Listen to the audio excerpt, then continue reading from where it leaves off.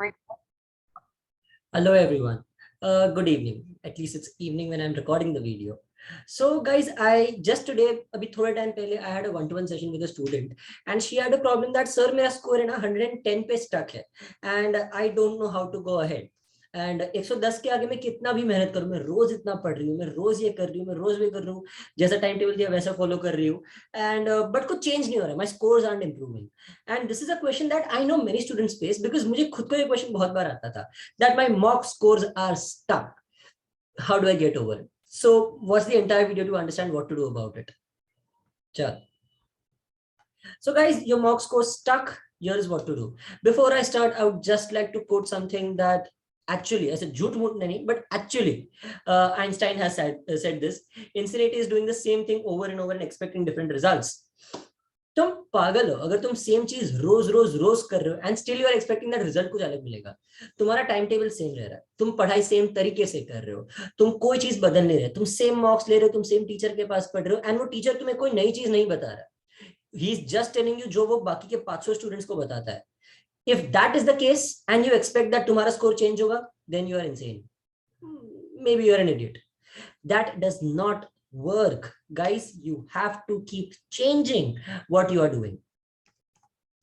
First thing that you will do is recognize where is your gap. Is there a knowledge gap or is there an efficiency gap? And for here, I will clearly mention that most students, you know what? They ask me, मुझे बहुत सारे students आके पूछते हैं या फिर मुझे call करते हैं, message करते हैं, and they ask me, sir हमें strategy बताइए. मैं उनको पूछता हूँ कि तेरा कितना score आ रहा है. You know how much they say? Sir मेरा 70, ओह ये वाला नहीं, सर मेरा 70 स्कोर आ रहा है, सर मेरा 90 स्कोर आ रहा है, सर मेरा 85 स्कोर आ रहा है. For all of this I am like, अरे यार स्ट्रैटेजी तू क्या करेगा? Strategy is something that you do when you know that तुम्हें पूरा कॉन्सेप्ट आता है, तुम्हें पूरा पोर्शन आता है. नाउ अंडरस्टैंड, 90 मार्क्स मतलब पूरे 200 में से तुम्हें कितने मार्क्स आ रहे हैं? You are getting 45%. 85 even less, 70 35% आ रहा है तुम्हें. अगर तुम्हें पूरे 200 में से तुम्हें 35% मार्क्स आ रहे हैं, तुम्हें लगता है अभी कोई लेवल है तुम्हारा स्ट्रैटेजी देखने का? नहीं, you are not even at the level where you will see strategy. Strategy will help you. You will only look for or ask for strategy when you have crossed 110 marks. 110 तक strategy नाम भी तुम्हारे मुंह से नहीं निकलना चाहिए. तब तक सिर्फ you must understand your knowledge gap is unclear.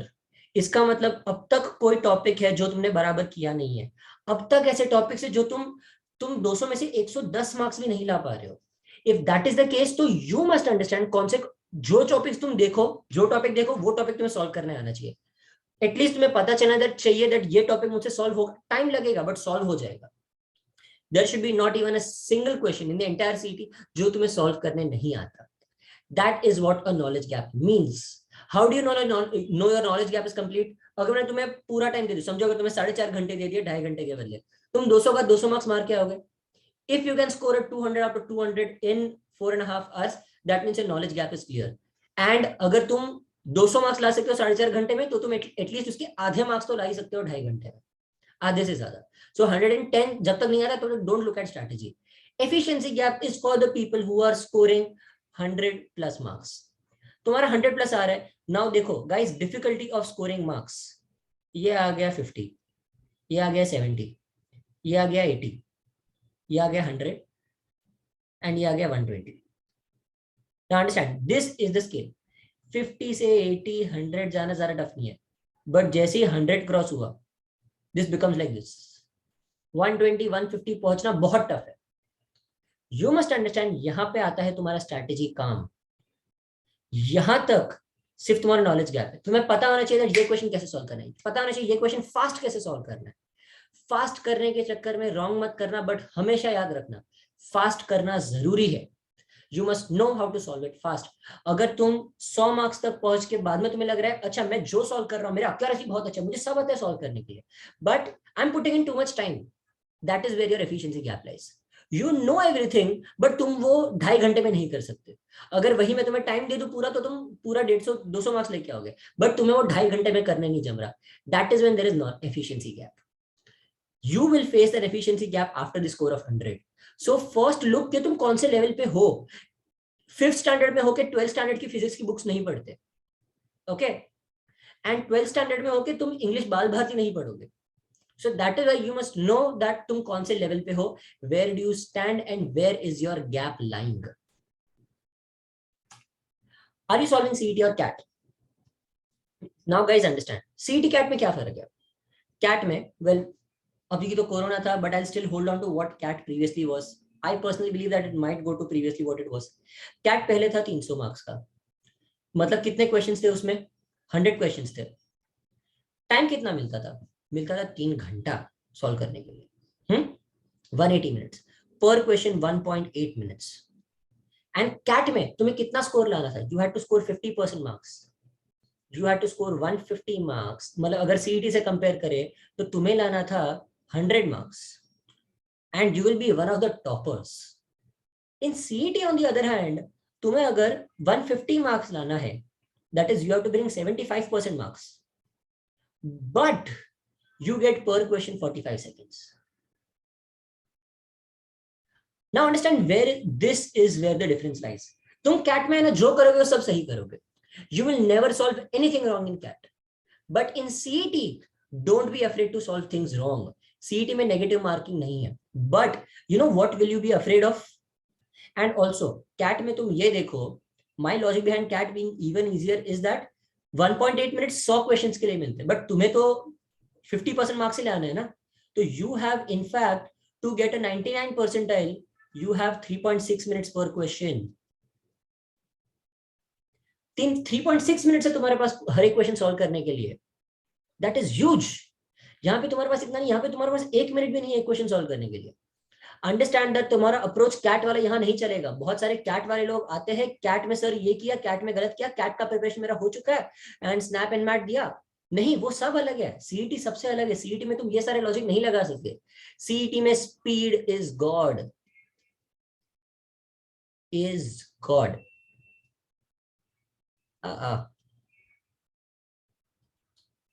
Speed is god. You need to know that CET में सब कुछ फास्ट करना चाहिए. एंड सीईटी में क्यों फास्ट करना चाहिए? सीईटी में 150 मार्क्स लाना है, 150 out of 200, that is 3/4. That means 1/4 of the questions you can solve wrong. Out of every 4 questions you solve, you can solve 1 question wrong. That is a huge leeway. तुम cat में ये सब नहीं कर सकते. You can only do this in CET, and CET is the only exam where you can do this. So to get this kind of a freedom, but कब होगा ये? When you are solving 200 questions. जब तुम 200 questions solve करने की speed रखते हो, तब you can have this leeway. That is why accuracy is less important than speed. CET और CAT में फर्क समझो. There is a huge difference. तुम्हारा CAT का टीचर तुम्हें CET के लिए नहीं पढ़ा पाएगा. You need something special for CET. Your approach for CET should be different. Are you looking in the right place? Guys, you must understand. CET is sorry. CET is a very different game altogether. अगर तुम चलो समझो, अगर मुझे सीखना है driving, मैं जाके मेरी स्कूल में बोलता हूँ सुनो मुझे ड्राइविंग सिखाओ. They won't be able to teach me. If I want to learn biology, मैं जाऊंगा फिजिक्स टीचर के पास, वो मुझे नहीं सिखा पाएगा. He might be bloody Albert Einstein और न्यूटन, वो मुझे बायोलॉजी नहीं सिखा पाएगा. Okay. If I want to learn painting, I'll go to Leonardo DiCaprio. I won't go to I will go to Leonardo da Vinci. I will not go to Leonardo DiCaprio. मैं DiCaprio के पास acting सीखने जाऊंगा. जिसके पास जो talent होता है उसके पास वो सीखो. You should know how to utilize. Understand that your CAT and CET are different. And accordingly, your course should be different for CAT and CET. तुम CAT वाले कोर्स से, CAT वाली बुक से तुम CET एक्सपेक्ट नहीं कर सकते that तुम CET क्रैक करोगे. You must understand that CET के लिए तुम्हारे solution, CET के लिए तुम्हारी strategy, CET के लिए तुम्हारी method, CET के लिए तुम्हारी tricks have to be on point and for CET itself. तुम CAT की ट्रिक CET में नहीं लगा सकते और CET की ट्रिक्स तुम हर जगह लगा सकते हो. Understand CET का preparation कैसे करना है. CAT वालों के पास CET मत पढ़ो. Okay? And finally, optimize your strategy. ये स्ट्रैटेजी जो मैं बोल रहा हूं ना, this is how will you be in the paper. तुम इन पेपर तुम्हारा बिहेवियर, तुम्हारा attitude, how will you go through the sections, if there are sections, if there are not sections, how will you go through the entire paper and make sure that you are using the ABC strategy that I have told you very well. कैसे तुम इसको use करोगे वो सब बहुत जरूरी है। And also one thing understand, सबसे बड़ी गलती दैट लोग करते हैं इज लुक ऑन यूट्यूब। तुम YouTube पे क्या करोगे? YouTube पे you will get one video, वो एक वीडियो देखने वाले हैं 5,000 लोग। समझो अगर if it is the best bloody strategy in the world, but वो वीडियो देखने वाले हैं 5,000 लोग, 5,000 लोग वो स्ट्रैटेजी यूज करेंगे, उनको आएंगे 150 मार्क्स।